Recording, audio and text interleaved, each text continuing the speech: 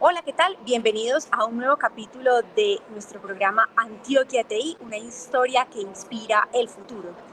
Este es un proyecto que nace de la Cámara de Comercio de Medellín, la Universidad de AFIT, Pragma, Global MBM, Negocios en tu Mundo e Intersoftware. Un proyecto que pretende contar la historia de la industria TI en Antioquia desde sus protagonistas. Y hoy tenemos un invitado maravilloso, nos acompaña Ramiro Arias. Ramiro, un placer tenerte por aquí en el día de hoy. Muchas gracias por aceptar la invitación. Hola, María Teresa, ¿cómo estás? Gracias por invitarme. Muy bien. Espero puedes cumplir sus deseos.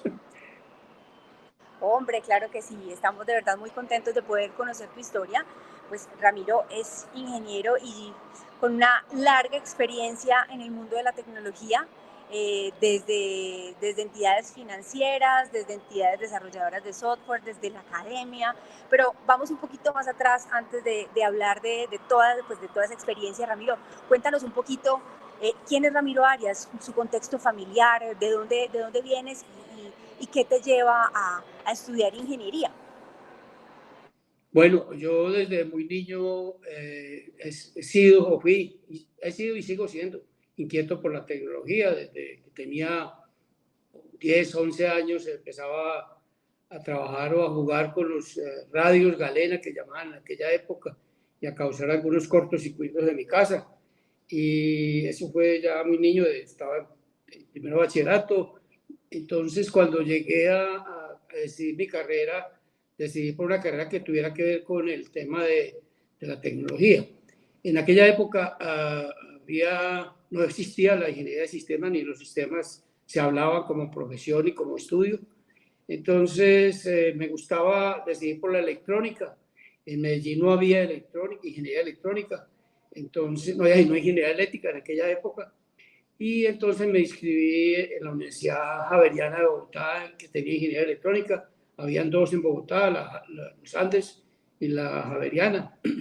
Entonces logré pasar en la Javeriana, en Medellín también pasé, pero seguí en la Javeriana. En Javeriana estuve casi 7 años, 5 o 6 años estuve estudiando. Hice mi carrera del año 66 al año 72, exactamente. Hice toda mi carrera profesional. Empezamos 120 y terminamos como 40. Mi tesis, me presenté para una tesis que se llamaba, con otros 12 compañeros, un grupo de 12 compañeros, nos dio por la locura de hacer una tesis sobre un computador y lo llamábamos computador digital didáctico, de tal manera que sirviera para la organización, para la universidad, para la facultad, enseñar a la gente cómo era que funcionaba un computador. En aquella época empezaban a llegar los primeros circuitos integrados, entonces se hizo con circuitos integrados porque antes eran los transistores y los tubos de vacío. Ya empezaban a ingresar los primeros las primeras circuitos integrados. Nos tocó hacer todo. A mí me tocó, estaba dividido en 4 o 5 grupos. A mí me tocó la parte de la unidad aritmético-lógica. Entonces tenía que estar pendiente pues aquellas señales que llegaban y yo las sumaba, restaba, multiplicaba, pues porque acuérdense que el computador solamente suma y resta. O sea, quita o pone unidades, ¿no? Y con eso había que multiplicar, o sea que si había una multiplicación había que sumarlo muchas veces. No era fácil, se hicieron varias pruebas, casi que no funciona. Recuerdo mucho, me recuerda, porque yo tampoco me acordaba mucho de eso, que había que escribirle la unidad de entrada de ese computador digital, era una unidad, era un telex, porque no había pues otra manera. Entonces por un telex se le escribía por telex y él contestaba por un telex. Un telex era lo que se usaba ahora años para enviar telegramas o telex, que se llamaban en aquella época. Entonces nosotros le escribíamos al computador para que él nos contestara y no respondía. Hasta que un día me dio por escribirle una palabra de grueso calibre y la contestó. Esa fue la primera palabra que formalmente contestó el computador. La tesis éramos 12. Yo formaba, como les decía, parte del grupo de la unidad aritmético-lógica. Y gracias pues, por el esfuerzo y eso, esa tesis fue muy mencionada en la prensa, en la radio, en toda parte, con entrevistas y con todo tipo de problemas. Y esa tesis fue laureada, fue la primera tesis laureada de la Javeriana en ingeniería electrónica. A eso fue mi carrera. Aparece como Codidac hoy en los archivos de la Javeriana, ¿no? Codidac se llamó. Se puede encontrar en las bases de datos de la universidad. Correcto, y se llama Codidac porque es computador digital didáctico. Ese era el objetivo, enseñarle a la gente cuáles eran los diferentes elementos que formaba un computador, que era la unidad de entrada, la unidad de salida, la unidad de memoria, la unidad de aritmética lógica y la unidad de procesamiento. O sea, la que coordinaba todos los elementos que iban y venían. Cada uno de nosotros nos encargábamos de eso. Y como te digo, a mí me tocó la parte de ingeniería electrónica, de aritmético-lógica. Aritmético-lógica. Sí, esto fue año 1969 y bueno, y ahí después de tu graduación, pues que una graduación, digamos que ya con un hito muy importante a nivel profesional, que fue esta tesis laureada que de verdad hace parte de la historia de la industria, no solamente a nivel local, sino a nivel nacional. Así fue. Entiendo que te fuiste a trabajar a empresas públicas de Medellín y de ahí muy rápidamente te vas a trabajar al banco, al BIC. Correcto. Yo empecé ya desaparecido, pues que cambie de nombre. Yo empecé en empresas públicas como ingeniero electrónico, manejando el área de electrónica, precisamente de comunicaciones. Y después ligero me pasaron, como tenía esa experiencia en sistemas, entonces me pasaron al área de sistemas. Ya ligero también a los 3 años me ofrecieron empleo en empresas en Banco de Colombia, el BIC de aquella época, y allá me fui a trabajar como programador y ligero, ya pues seguí toda mi carrera de 25 años en el banco. Durante todo ese trayecto, como a los 3 o 4 años, yo me retiré y me fui a hacer una especialización a Inglaterra, a Leicester, pues como le decimos en español aquí, y en la Universidad de Leicester yo hice mi Master of Science en computación, se llamaba en aquella época. Con ese título volví otra vez al banco y ya empecé toda mi carrera de creatividad, de ser proactivo, de enseñarle a la gente. Y ahí también durante ese lapso fue que cuando estuve de profesor en casi todas las universidades de Medellín, la Universidad Nacional, toda. Pero vamos a devolvernos un poquito, porque un poco es esto, digamos que lo que entiendo es, después de empresas públicas en el Banco de Colombia, había unos temas interesantes, muy importantes, porque el banco estaba adoptando unas tecnologías, porque finalmente el máster son 10 años después. Entonces, en esos primeros 10 años, ¿qué pasa? ¿Cuáles son esos hitos más importantes? Habíamos hablado del tema del primer sistema de procesamiento de datos desde las ciudades intermedias. ¿Qué pasaba en ese gran reto que ustedes tenían de grabar en la cinta perforada que se mandaba, lo leía el Telex? ¿Cómo hacían? ¿Cómo fue todo ese proceso y cuáles eran esas ciudades con las que ustedes intercambiaban la información? Cuéntanos un poquito esa historia. Gracias por preguntarme. Sí, eso fue un hito realmente impresionante porque ¿de qué se trataba? Acuérdate que la sistematización durante los 25 últimos años, hablando de aquí para atrás, los últimos 40 años, yo diría, pues siempre orientada a optimizar los procesos de las compañías, a mejorar los procesos de información, pero los procesos operativos, administrativos. No hacía la inteligencia, no hacía a la toma de decisiones, era más a eso. Entonces, anteriormente la contabilidad se hacía en libros a mano y había que eliminar los sistemas que producían el manejo de las cuentas corrientes a mano. Eso todos los días por la tarde había alguien que editaba, escribía y había una máquina que imprimía allá, pero en el centro, aquí en Medellín, no se procesaba nada. Entonces, logramos que se capturara por medio de un sistema de una máquina especial, llamada 4701, creo que era. Esa máquina se puso a trabajar, se comunicaba con Medellín, capturábamos todo el movimiento, se mandaba a Medellín, el procesamiento se hacía en Medellín, eso era un procesamiento remoto. Y ese procesamiento remoto, que era igual al que se procesaban aquí en Medellín, Aquí se procesaba y se enviaban los listados al otro día para que a las 8 de la mañana tuvieran los listados para poder operar. Acuérdate, como te decía, la mayor parte de esa época y aún hasta hace poco, los computadores han sido utilizados más para el tema operativo y eficiencia operativa, más que de gestión y gerencia. Entonces, eso fue un hito maravilloso porque empezamos a sistematizar todas las sucursales del país. Empezamos en Bucaramanga, luego fue Cali, entonces la unidad central de proceso, Bancolombia, en el BIC, en aquella época, no tenía un computador, sino solamente en Medellín. Entonces, toda la información la transmitían de todas las ciudades, la mandaban a Medellín, aquí se procesaba en la noche y se enviaban los listados, los informes, porque en aquella época era a base de listados. Esos listados eran listados que llegaban y allá una máquina los imprimía. Lo único que llegaba a una otra cinta, esa cinta la procesaba y generaba listados. Es bonito, impresionante. Absolutamente. Entonces después, digamos que eso, como nos estabas contando, llega el momento de la maestría y el proceso de empezar la vida de docente. Háblanos un poquito de ese espacio, de cómo fue encontrarte con un montón de personas que también estaban anhelando pues, incursionar por el mundo de la tecnología. ¿Cómo fue esta experiencia? Sí, cuando yo empecé siendo profesor, la primera experiencia educativa fue en la EAFIT. Yo empecé a darle y se llamaba Análisis y Diseño de Sistemas, que se lo estaba dictando a los primeros ingenieros de sistemas, porque EAFIT antes de eso tenía lo que llamaba la tecnología de sistemas. Esa era la de mi jefe en aquella época en el banco, en el BIC.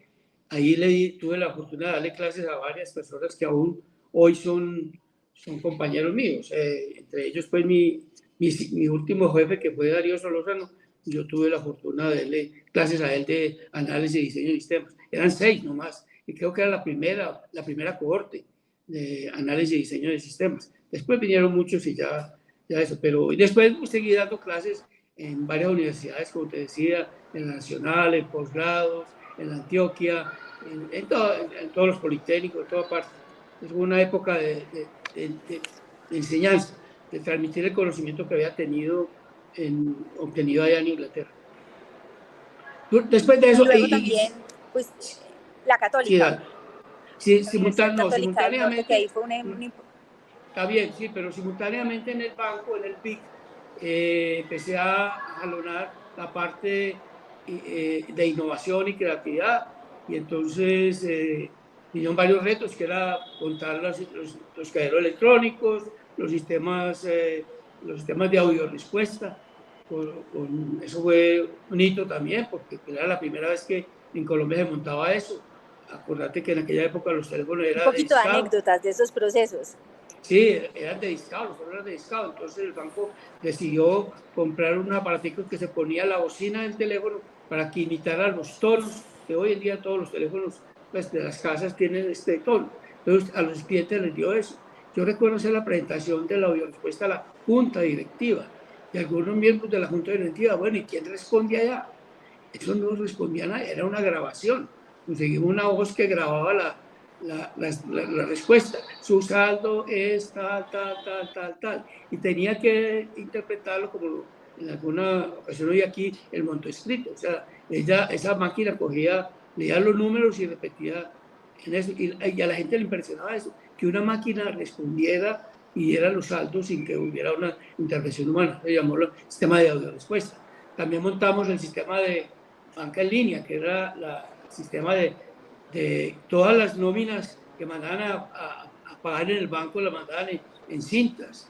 Nosotros eliminamos eso y lo mandamos por medio de transmisión digital. Entonces la gente se conectaba, transmitía la nómina y la recibía, y ya la recibía procesada y sabía si habían asentado la nómina a uno de los clientes, de los empleados. Muchas cosas. También estaba el sistema de... Luego vino pues el tema de el POS, ¿no?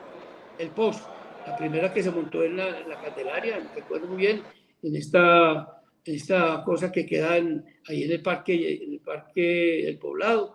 Ahí hicimos las primeras transacciones. Eso fue un hito también. A mí se me crearon dentro del banco unas cuentas especiales, vigiladas por todo el mundo, porque era una cuenta que no era con plata mía, era con plata del banco, pero era una cuenta que tenía que ser a nombre de un cliente, y ese cliente era yo, pero era una cliente que no era, era para pruebas, no te imaginas, y tenía que ser en vivo y en tiempo real. Eso fue impresionante, ese fue uno de los hitos, porque teníamos que aprender a entender el lenguaje que esos posts, esos puntos de venta manejaban en aquella época. Y logramos montarlo, y ya empezó la gente increíblemente a pagar desde los almacenes. Eso a la gente no le parecía, porque pagaban con tarjeta de crédito antes. Pero llegó este sistema y ya paga con la tarjeta de débito, la misma que usaban en el cajero para retirar dinero. También montamos el autobanco. Acuérdate pues que también tuve la fortuna de traer el autobanco para el banco. Creo que es el único que existe en la ciudad todavía. Es donde la gente va en su carro y no tiene que bajarse de su carro. Y las consignaciones y retiros los hace desde su auto, no tiene que bajarse. Se llama autobanco. En fin, toda la tecnología que estaba hirviendo en ese momento. Y el banco fue el líder en tecnología en ese momento también. De hecho, la mayor parte de los ingenieros de sistemas querían trabajar con el banco porque ahí se estaba innovando, creando y haciendo cosas. Y eso le llamaba mucho a la gente. Y ahí, después ya me jubilé y me fui para Darío Solórzano de Intergrupo, me llamó a trabajar con él. Allá pues trabajé 20 años con él. Ahí en ese lapso también estuve trabajando con la Universidad Católica del Norte en el tema de la educación virtual. Ellos estaban apenas empezando. Llegué a entrenar a los profesores, a enseñarles a manejar cómo. Había una discusión también interesante en esa época, porque los profesores empezaron a hablar que ellos eran los dueños de los contenidos. Yo les dije, pero el contenido está en Internet. ¿Cómo va a ser uno dueño de un contenido si lo único que está haciendo es cortando y pegando? Eso no puede ser contenido. Hubo mucha discusión sobre el tema. Como yo he sido disruptivo toda la vida, hice que los profesores empezaran a ver que ellos no tenían contenido. El contenido estaba en Internet. Y el día que ustedes quieran, ahí está en Internet el contenido que quieran. Y ahí sí, y así fue como la Universidad Católica del Norte montó era la primera universidad de enseñanza virtual en Antioquia, en Colombia. Eso fue muy interesante también. Estuve con ellos como 10, casi 15 años, dando la directriz de eso. Y el club un gran privilegio pues haber podido tenerte ahí. Sí, porque inclusive ellos me dieron el doctor honoris causa en enseñanza virtual. ¿Cómo te parece? Yo es que enseñanza virtual un técnico, pero bueno, eso fue lo que obtuve en la universidad en retribución por mis esfuerzos.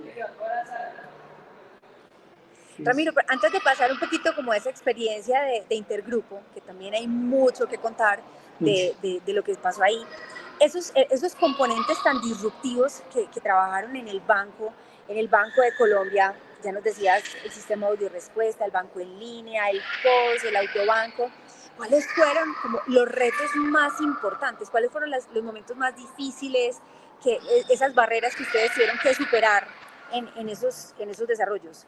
La barrera más complicada fue que en algún momento nos dimos cuenta que la máquina no era capaz de procesar todas las sucursales de la ciudad. O sea, en aquella era hasta muy poquita, era como 25 sucursales. Entonces, tuvimos que repartir la ciudad, conseguir otro computador que se usaba para procesamiento de noche, pero entonces pusimos a hablar de esos computadores. Eso no existía en el mundo. No existía que las dos máquinas interactivamente, o sea, en línea y en tiempo real, se hablara la una con la otra, que enviaran datos y saltos de una máquina a otra, estaban trabajando las dos, cualquiera de las dos que vaya a la mitad de la ciudad. Te alcanzas a imaginar ese reto que tuvimos de lograr poner una transacción que se ganaba en América, llevarla hasta Bello, sabiendo que estaba en otro computador. Eso era un hito, o sea, era procesamiento en línea. Alguien habló aquí de procesos paralelos. Las dos estaban trabajando al tiempo y manejando sistemas distintos. Eso fue un reto muy grande también. La comunicación, las transacciones que se hacían, era hacer transacciones en una sucursal, o sea, en un computador, para que transmitiera al otro computador que estaba al lado, estaban los dos al lado. Pusimos a conversar dos computadores que no existían. Nos tocó hacerlo nosotros sin la ayuda de aquella época que eran computadores de IBM. IBM no tenía esa experiencia en el mundo. La montamos aquí nosotros, a poner a conversar dos computadores para que entre ellos dos soportaran la carga de la ciudad. O sea, la mitad de la ciudad estaba en Medellín, la mitad de la ciudad estaba en el otro, el Nacional se llamaba el otro computador. Entonces, eso fue un reto grandísimo. Eso en el tema del procesamiento de las sucursales, porque ligero apareció el PC, y cuando apareció el PC, que se hace imaginar lo que fue llevar el PC a las personas. Eso fue otro reto grandísimo, la gente no puede entender. De hecho, yo recuerdo algún ejecutivo me dijo, no, yo no voy a comprar PC porque yo aquí trabajo todo el día en el PC y yo no voy a seguir trabajando en la casa. Imagínate el que estaba hablando de aquella época. Y yo decía, pero ¿cómo? Si yo en mi casa hago la mitad del trabajo, porque a mi casa llegó a hacer lo mío con el computador. Yo no entendía eso, pero hoy en día es al revés. Hoy en día es más lo que hacen en la casa o afuera que en el trabajo. Eso fue retos muy grandes. El tema de las terminales brutas a pasar a terminales inteligentes. El banco subió unas transformaciones muy grandes. De hecho, el banco ha montado una cosa. ¿Y eso fue qué año? Eso no recuerdo, no apareció el PC. Eso hace como 20 años, 30 años, no más. Yo no recuerdo, la memoria me falla. Porque estamos hablando que Internet fue más o menos en el año 97, ¿no? Correcto. Pero eran standalone. Sí, no, estamos hablando que en los años 80 en las casas, había computadores. Claro. Que trabajaban con los floppy, y en fin, y ya luego empezó pues el Internet por la telefonía y etcétera. Sí, señora. Así fue. Pero acordate que, digamos que yo siempre sostenía a todo el que tuviera computador que si no estaba conectado, no era muerto, no existía, ¿no? O sea, es como tener una cosa que no funciona, porque había que conectarlo al mundo. Entonces tenía que estar conectado siempre. Eso fue cuando la gente empezó a saber que tenía que estar conectado, pagar una línea, pagar datos, en fin, todo ese tipo de cosas. Muchos retos. Ahora sí hablamos un poquito de Intergrupo y lo que supuso. Un hombre ya retirado que también decidió continuar su vida productiva, porque además pues tu tiempo de pensión fue muy temprano, estabas en un momento muy importante de tu vida productiva. ¿Y qué supone el hecho de trabajar en soluciones netamente financieras a trabajar en un tema más estratégico, pues, lo que supuso también el crecimiento de Intergrupo a ser una empresa de ingeniería de software? Bueno, exactamente. Cuando yo llegué a Intergrupo eran 21, 25 personas y era una empresa dedicada a la venta de software, de cajas. Yo lo decía que vendían cajas y alguna otra cosa hacía con los clientes de enseñarles a manejar las famosas cajas. O sea, en aquella época apareció Lotus, estaba Lotus Notes, empezaba a aparecer Office y empezaba a aparecer todo ese tipo de cosas, y Intergrupo estaba más orientado a ayudarle a la empresa a manejar eso. Yo llegué a Intergrupo con una ilusión, una idea de volver a Intergrupo, una empresa, la mejor empresa de ingeniería de más alto nivel en la ciudad y en Colombia. Lo logré después de 24 años. Logramos pasar de 21 personas a 25 y transformar a todos los ingenieros, a volverlos no a ver qué hacían con unos software que había allá, sino a crear software, a crear soluciones para las empresas. Eso fue maravilloso, ¿vos te imaginas eso? Entonces la empresa, como decía alguna vez Darío, la empresa se volvió un hito en la ciudad, igual que en el banco.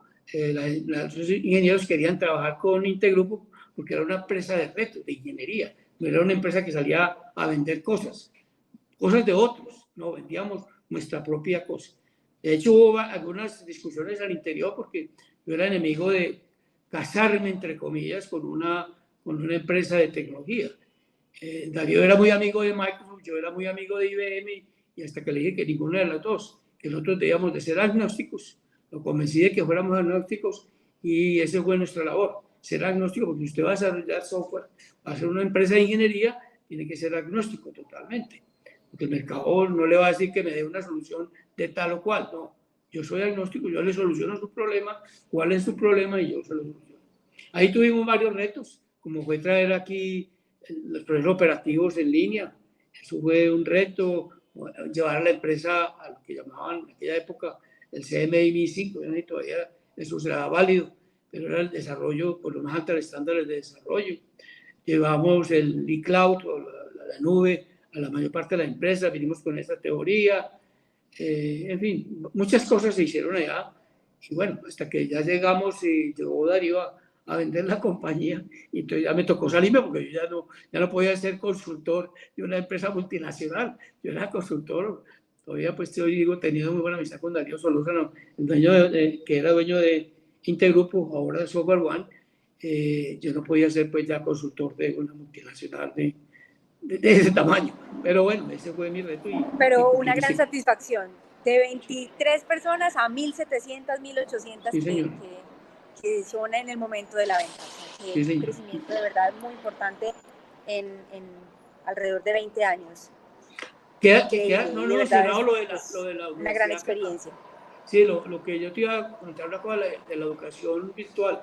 La educación virtual fue un hito también en Colombia. Fue un reto. Eso fue con el presidente Uribe y aquí varios que el obispo de Santa Rosa logró que le aprobaran la licencia de enseñanza virtual. Y a mí eso me emocionó. Yo les dije a ellos, abusen de mí, le dije al obispo. Yo quiero ayudarles a ustedes a sacarlos adelante. Ese es mi reto y yo quiero que abusen de mí y crean que yo voy. Y estuve todo el tiempo al norte. Yo casi que mi vida ha sido más alrededor de ingeniería y de creatividad que de plata. No he sido muy amigo del dinero. El dinero no es lo que me ha movido. Definitivamente la pasión ha sido la ingeniería y bueno, y también ha sido un privilegio desde diferentes entidades educativas pues poder contar con toda esa experiencia que has tenido, Ramiro. Ramiro, yo quisiera, antes de que cerremos esta entrevista, que ya contamos un poquito de la historia, hay una cosa que a mí me parece increíble en los distintos espacios que nosotros hemos tenido de compartir, y es la visión de futuro. Todas esas ideas tan avanzadas y cómo piensas acerca de la tecnología para el futuro. ¿Qué tienes para reflexionar? Pues una breve reflexión y compártenos un poquito esa mirada que tienes de lo que nos espera en términos tecnológicos para los próximos años, para estas generaciones que están hoy incursionando también en el mundo de la tecnología. A ver, a mí me parece, yo quisiera, ojalá pudiera asistir a estos desarrollos que se vienen de la tecnología. Hay dos elementos de la tecnología que valen la pena. El uno es el desarrollo en la biotecnología, que tiene mucho que ver con los sistemas también, con la ingeniería. Y el tema de, el ser humano se compone de dos elementos, el alma y el cuerpo. El cuerpo, el alma es la inteligencia y el cuerpo pues es todas las células y todas las células y toda la parte que genera el ser humano desde el punto de vista de hardware, ya el software que es lo que tiene uno en la mente. Estas dos cosas están en un estado de desarrollo tan impresionante que en algún momento van a ser las máquinas las que van a ser capaces de, no sé cómo o que hasta qué punto va a llegar, pero hay que aprovechar eso y cada uno lo tiene que aprovechar. La inteligencia, pues porque nosotros somos inteligentes. Ahora, la salud, pues cada uno va a aprovechar en la salud, pero otros lo van a desarrollar, eso no nos toca a nosotros. Pero nosotros los de sistemas sí tenemos un papel muy importante de convencer a la sociedad de que tienen que apropiarse de la inteligencia artificial, cada uno de nosotros, en su visión que tiene en la vida, el médico, el psicólogo, el pintor, el escritor, tienen que entender que llegó algo que le va a ayudar a ser más eficiente, más productivo y de otra manera, de otra manera. Cuando Gutenberg empezó a trabajar con los libros y empezaron a imprimir los libros, antes los hacían a mano. Llegó la imprenta y dijeron, oh, wow, eso tomó tiempo, pero lo hicieron. Así es con la inteligencia artificial. Los escritores van a entender que la inteligencia artificial les va a transformar. Entonces, que tiene que apropiarse de eso para hacer un engagement, para ser un habilitador de sus capacidades y habilidades. Y ojalá, quisiera yo estar vivo para disfrutar esa parte que no me va a tocar, pero a ustedes que les va a tocar, pues ojalá lo disfruten. Es muy importante eso porque tratamos de hacer que los niños sean de otra manera, pero ellos son los usuarios número uno de la tema digital.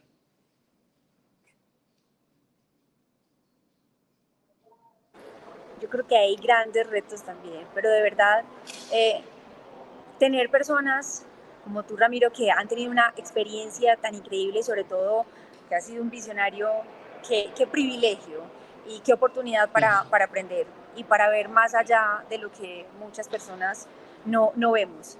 De verdad que ha sido un placer poder compartir este espacio, Ramiro, aprender de esa historia, de todos esos desarrollos, de todas esas disrupciones que que lograron materializar y pues ponernos al servicio al final. Yo creo que todos los que hemos sido usuarios y beneficiarios de todos estos desarrollos no nos imaginamos todo lo que hubo detrás, así que ha sido un privilegio poder conocer esta historia tan maravillosa. Muchísimas gracias, Ramiro, por aceptar la invitación de acompañarnos en este capítulo de Antioquia TI, una historia que inspira el futuro.